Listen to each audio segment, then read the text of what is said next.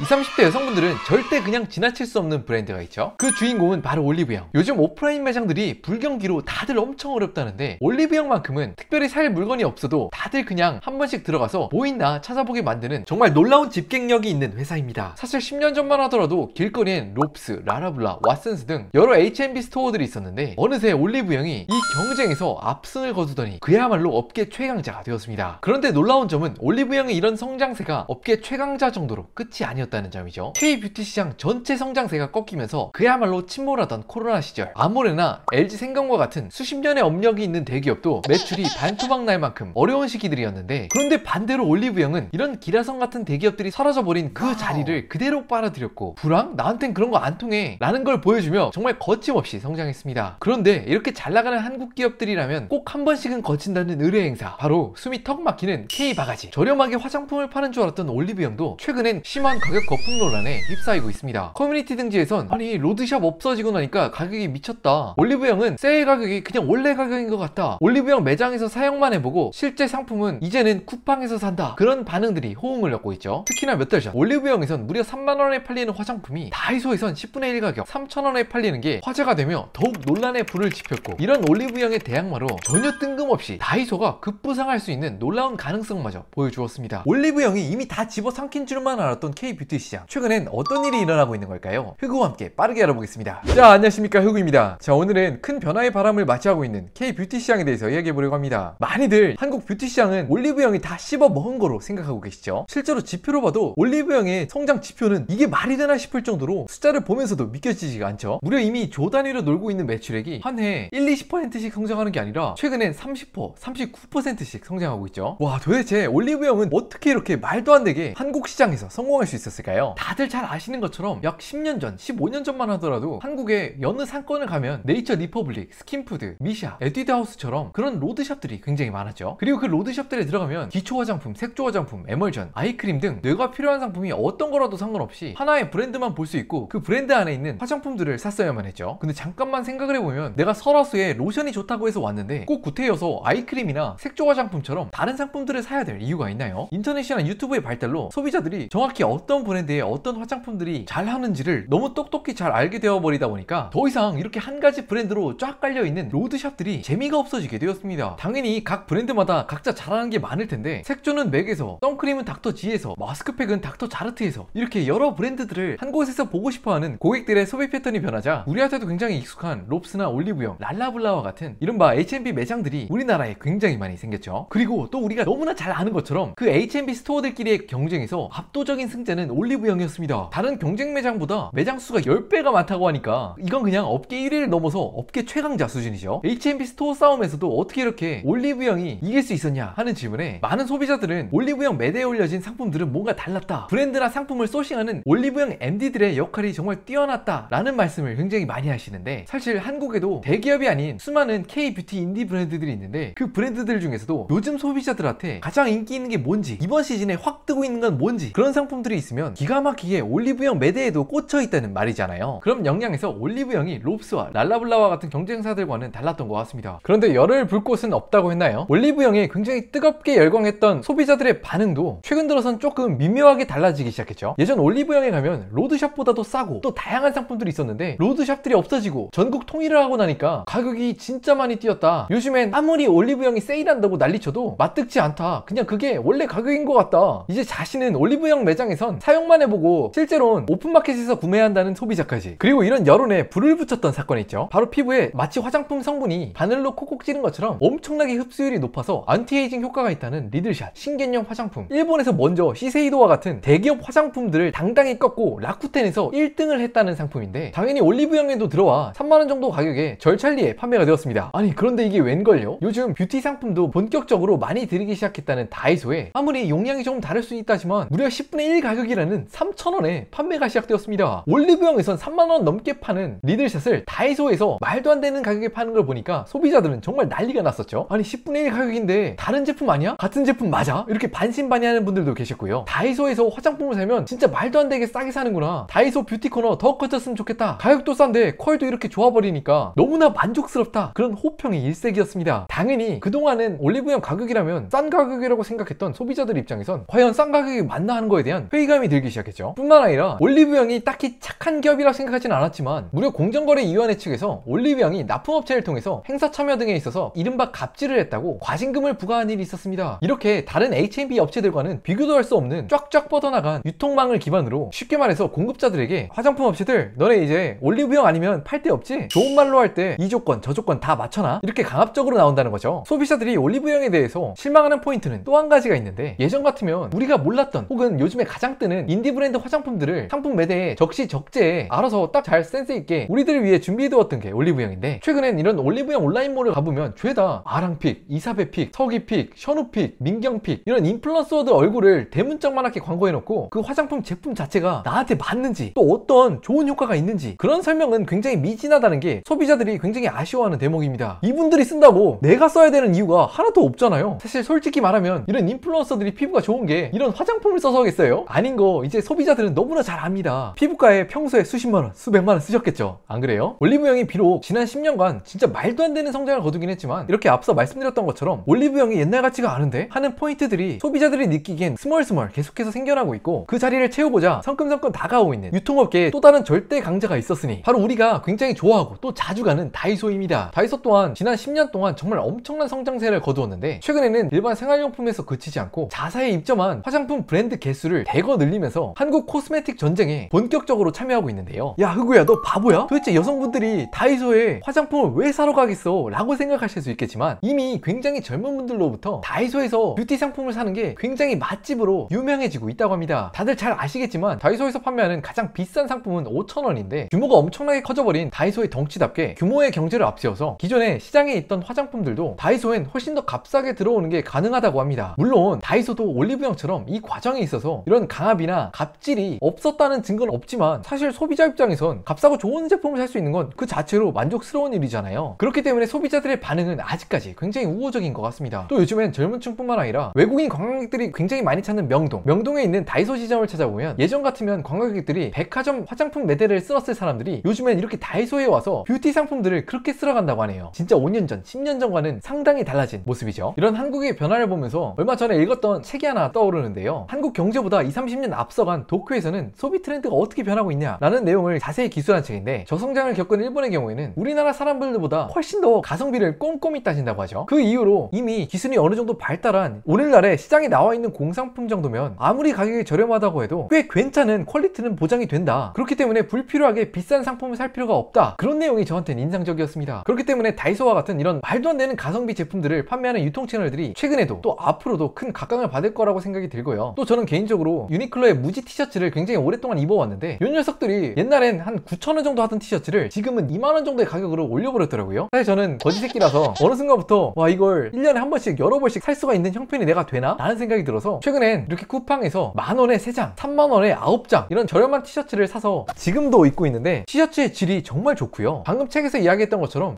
진짜 공산품의 상향 평준화가 우리 삶의 대부분의 곳에서 이루어지고 있구나. 기존에 우리가 생각한 가성비 라인이라고 생각했던 브랜드보다 더 저렴한 걸 쫓아도 상품들이 꽤 괜찮구나 그런 생각을 하게 되었습니다. 사실 SPO 브랜드라고 해도 우리나라의 옷값들 상당히 비싸죠. 물론 이분들이 기존에 있는 백화점 옷들보다 상당히 질도 좋고 한때는 값싸고 질 좋은 상품들을 공급을 했지만 앞으로 특히 또 패션 업계에서 스파 라인보다도 더 가성비 좋은 그런 다이소와 같은 비즈니스들이 나오지 않을까 그런 기대를 하고 있습니다. 동대문에서 일하시는 흑우스토리 시청자 선생님이 계시다면 힘 한번 내주시기 부탁드리겠습니다. 오늘은 올리브영의 급격한 성장과 또 최근엔 올리브영의 여론이 조금씩 악화되고 있는 이유에 대해서 이야기를 해보았는데요. 이렇게 이야기하는 제가 또 뭐 어디 패션 뷰티 전문가 전혀 아니고요. 그냥 방구석에서 세상 돌아가는 일 그런 이야기를 좋아하는 일개 유튜버에 불과합니다. 당연히 제가 이야기한 내용 중에 제 이야기한 거 틀렸는데? 그런 내용 있으시다면 하단에 댓글을 통해서 남겨주세요. 저와 또 시청자 여러분들이 보고 배울 수 있는 좋은 기회가 되리라 생각합니다. 또 오늘 영상을 재밌게 보셨다면 하단에 구독하기를 눌러주세요. 앞으로도 전문성은 없지만 가감없이 사이다와 같은 뇌피셜 방송들을 여러분들께 만들어서 인사드릴 수 있도록 하겠습니다.